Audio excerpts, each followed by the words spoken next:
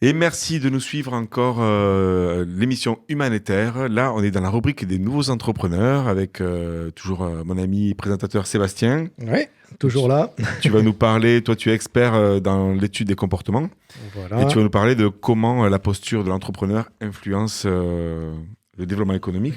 voilà son développement et un peu la posture aussi donc du thérapeute. En tant que thérapeute, voir un peu, il m'arrive de voir et de rencontrer d'autres thérapeutes, bien sûr.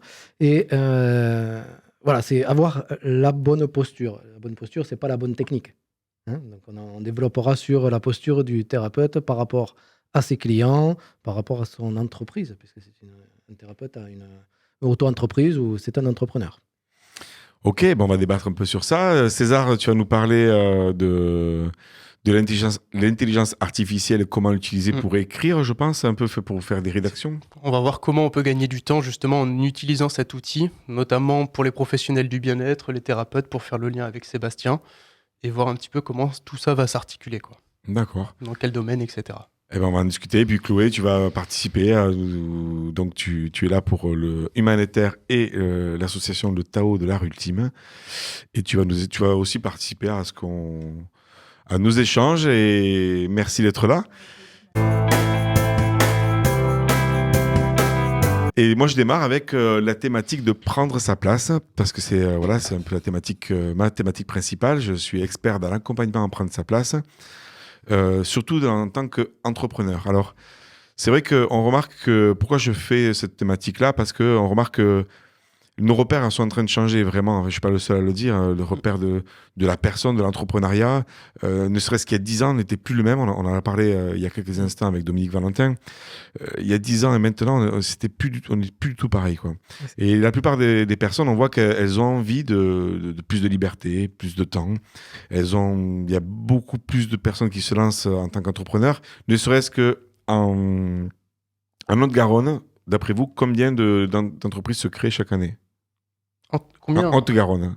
d'entreprises? Ça, c'est pas évident. Hein. Non, pas du tout. Non. Allez, Une 1002, idée. 1000, Je suis incapable de 1002, donner. 1200. plus. Plus, je pense beaucoup plus, mais j'ai pas du tout le. Haute-Garonne. L'année dernière, il y a eu plus de 5000 entreprises qui ont été créées. Ok. Donc c'est pour dire que ne serait-ce qu'en Haute-Garonne, il y a de plus en plus de personnes qui veulent vraiment avoir une autre vie. Et c'est chouette, sauf que la plupart des personnes ne sont pas entrepreneurs, comme peut-être vous avez fait une école ou vous l'avez appris, mais Sébastien et moi, on en a parlé, moi je l'ai appris sur le tas. Et j'ai dû découvrir comment je gère mon mental, mes émotions. Il n'y a pas d'école, je pense pas qu'il n'y a pas d'école à part l'Académie des À Andes. part, voilà, attention, j'allais dire, attends, si, l'école. Voilà, des si, à part entrepreneurs. l'Académie des Andes, où on essaie justement de proposer à de nouvelles personnes qui voudraient entreprendre ou auto-entreprendre. Mais une école particulière, on n'apprend pas. Je veux dire, les jeunes, je ne pense pas qu'il y ait une école d'auto-entrepreneuriat. Il n'y en a pas. C'est pour ça qu'on a aussi lancé ça avec l'académie pour essayer d'apprendre. Et aujourd'hui, j'ai envie de vous parler des valeurs. Parce que pour moi, l'entreprise, il faut savoir que l'entreprise est la continuité de la personne. Ce que j'ai pu voir depuis le temps que je suis entrepreneur et coach, c'est que si une personne ne va pas bien, l'entreprise ne va pas aller bien. Alors ça paraît logique comme ça, mais souvent, l'entrepreneur n'a pas envie d'aller voir le développement personnel, n'a pas forcément envie d'aller chercher ces choses-là qui sont pas intéressantes ou qui paraissent secondaires, alors que c'est une base, c'est un socle vraiment qui permet de développer généralement son activité. Des fois, les personnes l'ont spontanément, mais des fois, il faut aller le chercher. Alors les valeurs, pourquoi c'est important les valeurs? Parce que c'est un socle de notre personnalité. Vous allez sûrement participer à ça parce que je sais que c'est des sujets qui vous intéressent, mais une valeur, ça va influencer nos relations. C'est une valeur forte, c'est une démonstration de qui nous sommes dans notre personnalité. Et si votre valeur n'est pas suffisamment ancrée, vous avez au moindre coup de vent, au moindre difficulté, vous allez pouvoir être dégommé. Comment on trouve une valeur? On va le voir après. Je vais vous proposer un exercice. Bon, comme ça, en fait, j'ai pas tout écrit, mais je vais vous proposer une façon de la trouver.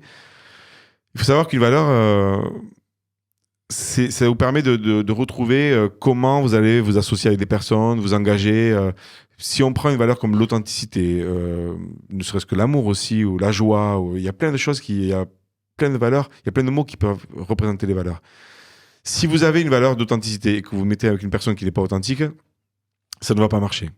Si vous avez par exemple une valeur de joie, qui est important dans votre vie, c'est-à-dire que vous voulez avoir la joie dans votre vie ou l'amour, ben, par exemple, si vous êtes plutôt dans le conflit ou vous nourrissez avec les liens des personnes où votre activité ne vous amène pas de la joie, vous allez trouver de la tristesse et vous aurez moins d'énergie dans votre quotidien et ça va faire chuter votre entreprise.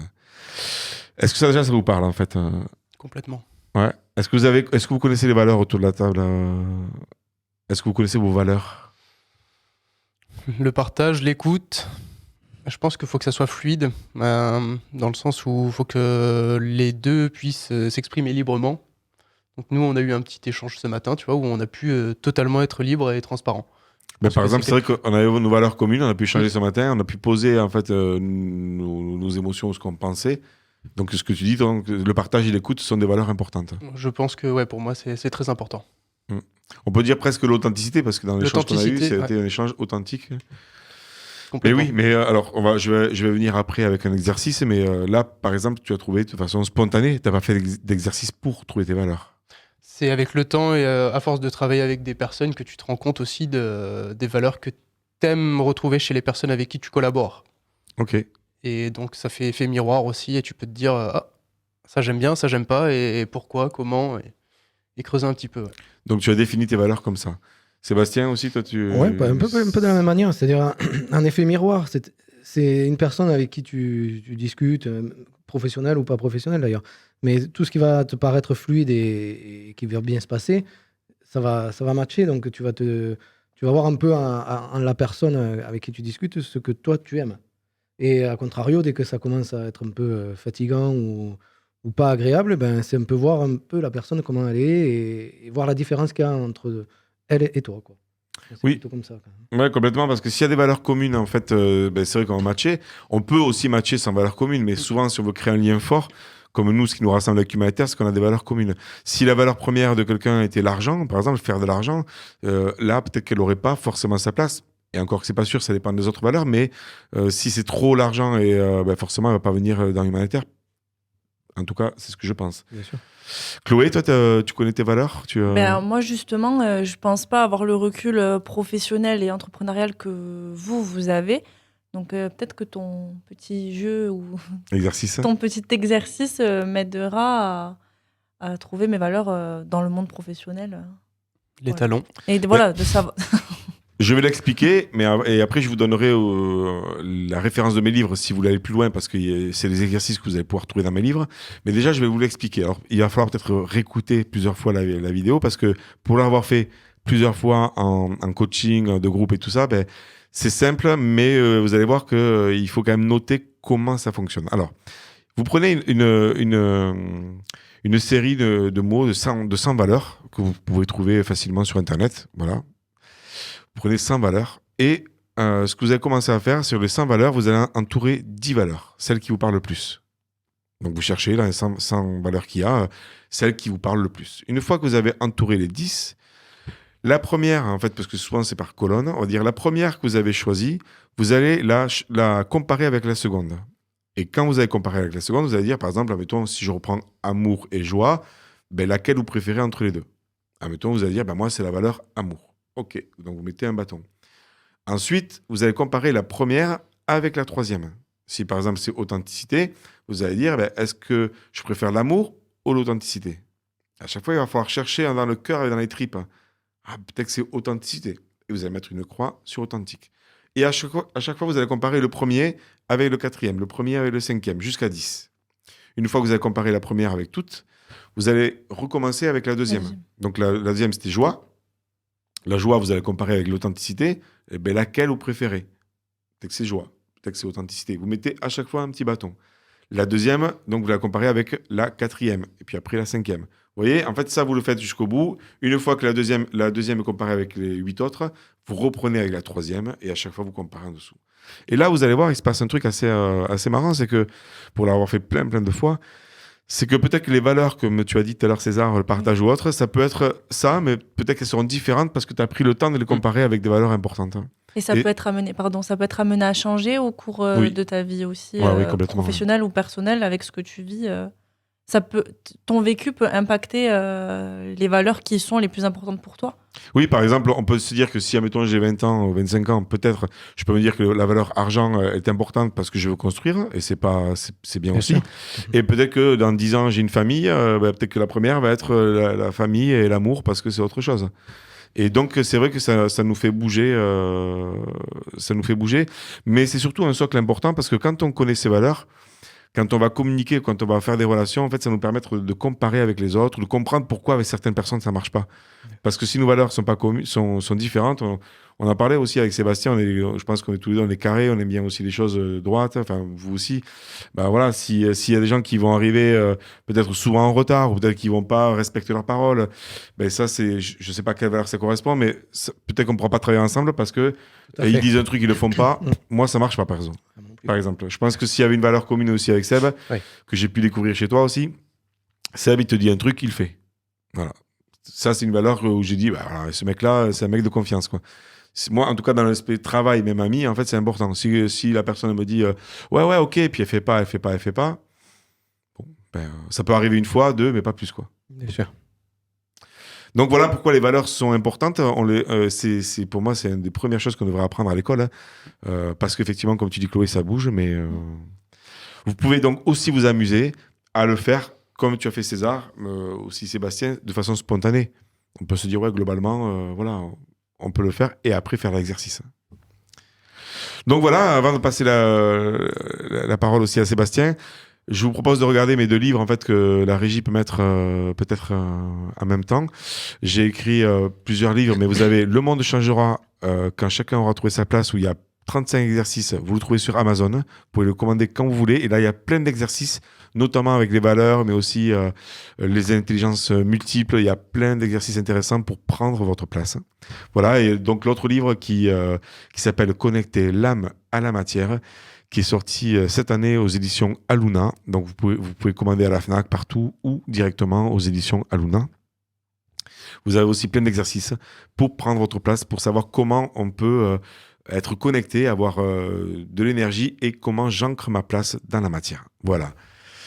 Voilà en tout cas pour prendre sa place. Voilà le petit moment sur les valeurs. Sébastien, oui. Oui, et si je rebondis quand même sur ce que tu viens de nous échanger. Et tout le monde ira mieux quand chacun aura trouvé sa place, d'accord. En fait, c'est un peu comme on a eu tout à l'heure en début d'émission. C'est ça aussi. Déjà, tu as ton lieu de vie, c'est une chose, mais quand tu te sens bien à ta place, que ce soit au travail ou même dans ta vie privée, tout va bien. Tout ne peut qu'aller bien. Du moment que tu te sens à ta place, tout va bien. Merci. En tout cas, c'est vrai que je ne l'ai pas précisé au départ, parce que des fois, j'en parle dans d'autres émissions, mais prendre sa place, c'est déjà se connaître. Parce que quand tu te connais, effectivement, tu vas savoir, c'est pour ça que je parlais de valeurs, c'est un des premiers exercices, et il y en aura d'autres. Quand tu te connais, tu vas te poser la question, est-ce que je suis avec le bon conjoint ou pas? Est-ce que je suis avec le bon associé? Est-ce que je suis avec le bon travail? Et si je suis pas bien, en fait, si je me connais que je suis bien, c'est très bien. Si je suis pas bien, je vais revoir tout ça et peut-être me remettre à la place qui me correspond. C'est ça. Et je trouve que le livre que tu as fait, les livres que tu as fait, le premier du moins, c'est celui qui, moi je l'utilise et c'est très intéressant. Et ça change et ça peut changer effectivement suivant les périodes de la vie, quoi. Oui, c'est vrai, ouais. On évolue. C'est à faire et à refaire. Voilà. Par rapport à l'âge et même par rapport à l'expérience, forcément. Moi, je suis pas sortie des études. César, on n'a pas énormément de différence d'âge, mais pour autant, il est plus, entre guillemets, évolué dans sa vie professionnelle que moi. Donc, c'est légitime qu'il ait des valeurs différentes que les miennes. Moi, là, je me dis, bon, mais c'est vrai, là, à l'heure actuelle, si j'ai un travail, mon but principal, ce serait de pouvoir mettre de l'argent de côté pour construire une maison, pour assurer mes arrières si je veux entreprendre.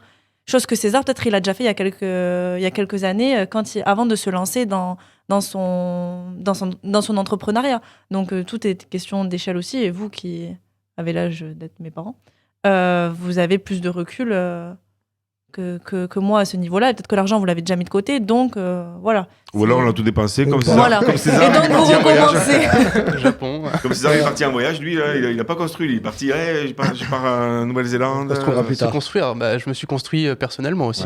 C'est important. Parce que construire, c'est bien le matériel, mais par moments, l'immatériel est tout aussi important. Moi, c'est ce que j'ai fait parce que justement, moi, à 20 ans, les valeurs, j'étais plutôt voyage, donc j'ai passé 10 ans à ne pas construire matériellement, mais j'ai construit de façon immatérielle. Mais il n'y a pas de. Chacun le sent à son moment. C'est vrai que, comme tu disais, Chloé, il y a peut-être le fait de travailler, mais je pense que c'est notre personnalité aussi intrinsèque. Oui, nos priorités aussi. ou ce qu'on a envie. Ouais. Oui. Mais il y en a aussi. Enfin, moi, en tout cas, je sais et je le sens. Ça va être amené à changer. Je sais que là, j'ai besoin de ce tremplin pour me lancer, que ce soit professionnellement ou personnellement. Justement, moi aussi, j'envisage de voyager. J'ai déjà une liste de fêtes. Voilà, j'ai des envies qui font qu'à l'heure actuelle, il faut que je travaille, que j'ai de l'argent pour pouvoir faire ce que j'ai envie de faire ensuite. Et après, forcément, ça évoluera et les deux sont liés. Donc voilà, je pense qu'on peut même en soi savoir l'évolution et la tournure que nos valeurs peuvent prendre. Je pense pas que ce soit des valeurs qui changent, mais juste l'ordre d'importance peut évoluer en fonction de notre stade d'avancée dans la vie, on va dire. Exactement. Merci en tout cas à tous les trois.